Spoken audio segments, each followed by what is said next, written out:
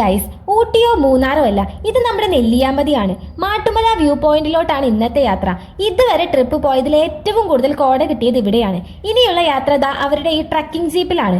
Trekking എന്ന് പറഞ്ഞാൽ ഇതാണ് മോനെ, എന്തുട്ടായിരുന്നു. നട്ടലൊക്കെ വെള്ളവും അമ്മാതിരി കുലുക്കായിരുന്നു. ഒരു മിക്സി ജാറിൽ കയറിയ ഫീല് അതന്നെ. ചിലപ്പോൾ തോന്നും നമ്മൾ ജീപ്പിലല്ല ബോട്ടിലാണെന്ന്, ചിലപ്പോൾ തോന്നും പ്ലെയിനിലാണെന്ന്, ചിലപ്പോൾ വെള്ളത്തിൽ അല്ലെങ്കിൽ എയറിൽ. അതായിരുന്നു അവസ്ഥ. ഇടയ്ക്ക് അങ്ങോട്ടും ഇങ്ങോട്ടൊക്കെ ഒന്ന് നോക്കും, എല്ലാവരും ഇല്ലേന്ന്.